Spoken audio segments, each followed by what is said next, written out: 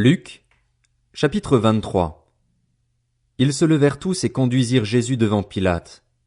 Ils se mirent à l'accuser, disant: Nous avons trouvé cet homme qui sème le désordre dans notre nation. Il empêche de payer les impôts à l'empereur et se présente lui-même comme le Messie, le roi.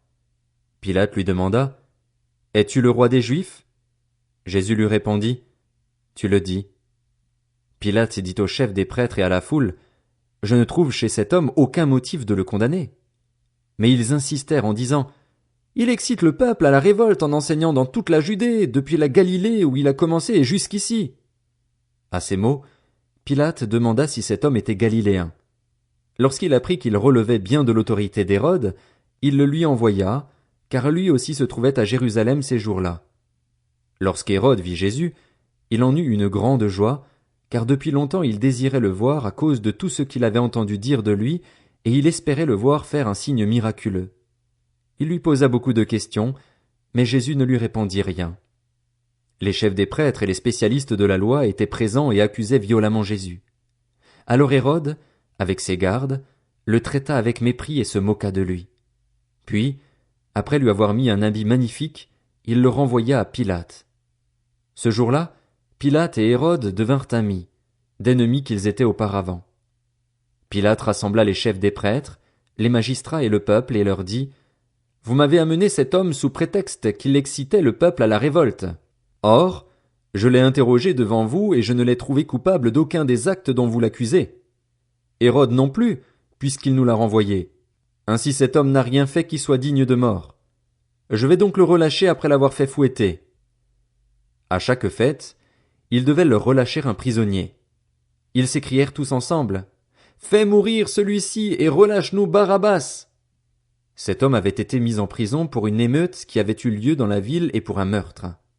Pilate leur parla de nouveau dans l'intention de relâcher Jésus, mais ils criaient: Crucifie-le! Crucifie-le! Pour la troisième fois, Pilate leur dit: Quel mal a-t-il fait? Je n'ai rien trouvé en lui qui mérite la mort. Je vais donc le relâcher après l'avoir fait fouetter. Cependant ils insistaient à grands cris, demandant qu'il soit crucifié, et leurs cris l'emportèrent avec ceux des chefs des prêtres. Pilate décida de leur accorder ce qu'ils demandaient. Il relâcha celui qui avait été mis en prison pour émeute et pour meurtre, et qu'ils réclamaient, et il livra Jésus à leur volonté. Comme ils l'emmenaient, ils s'emparèrent d'un certain Simon de Cyrène, qui revenait des champs, et ils le chargèrent de la croix pour qu'il la porte derrière Jésus. Il était suivi par une grande foule composée de membres du peuple et de femmes qui se frappaient la poitrine et se lamentaient sur lui. Jésus se tourna vers elles et dit: Femmes de Jérusalem, ne pleurez pas sur moi, mais pleurez sur vous et sur vos enfants. En effet, voici que viennent des jours où l'on dira: Heureuses celles qui sont stériles, heureuses celles qui n'ont pas eu d'enfants et celles qui n'ont pas allaité. Alors on se mettra à dire aux montagnes: Tombez sur nous, et aux collines: Couvrez-nous. En effet, si l'on traite ainsi le bois vert, qu'arrivera-t-il au bois sec? On conduisait aussi 2 malfaiteurs qui devaient être mis à mort avec lui. Lorsqu'ils furent arrivés à l'endroit appelé le crâne, ils le crucifièrent là ainsi que les 2 malfaiteurs, l'un à droite, l'autre à gauche. Jésus dit: Père, pardonne-leur, car ils ne savent pas ce qu'ils font. Ils se partagèrent ses vêtements en tirant au sort. Le peuple se tenait là et regardait. Les magistrats eux-mêmes se moquaient de Jésus avec eux en disant: Il en a sauvé d'autres. Qu'il se sauve lui-même, s'il est le Messie choisi par Dieu. Les soldats aussi se moquaient de lui.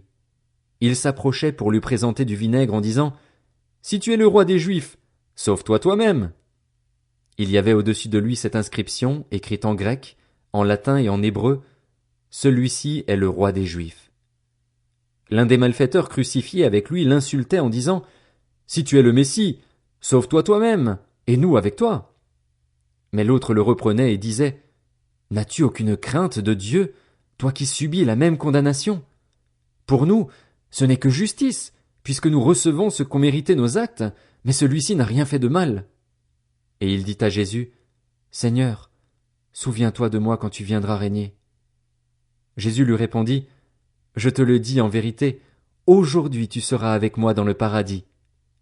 C'était déjà presque midi, et il y eut des ténèbres sur tout le pays jusqu'à 3 heures de l'après-midi. Le soleil s'obscurcit et le voile du temple se déchira par le milieu.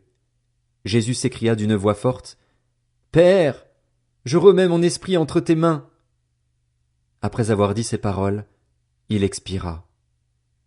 Voyant ce qui était arrivé, l'officier romain rendit gloire à Dieu en disant, « Certainement, cet homme était juste. » Après avoir vu ce qui était arrivé, tous ceux qui en foule assistaient à ce spectacle repartirent en se frappant la poitrine.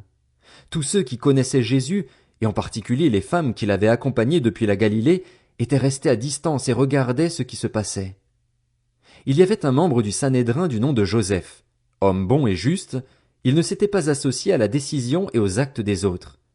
Il était d'Arimathée, ville des Juifs, et il attendait lui aussi le royaume de Dieu. Il alla trouver Pilate et demanda le corps de Jésus. Il le descendit de la croix, l'enveloppa dans un drap de lin et le déposa dans un tombeau taillé dans la roche, où personne n'avait encore été mis. C'était le jour de la préparation du sabbat, le sabbat allait commencer. Des femmes qui étaient venues de la Galilée avec Jésus accompagnèrent Joseph. Elles virent le tombeau et la manière dont le corps de Jésus y fut déposé. Puis elles repartirent et préparèrent des aromates et des parfums. Le jour du sabbat elles se reposèrent, comme le prescrit la loi.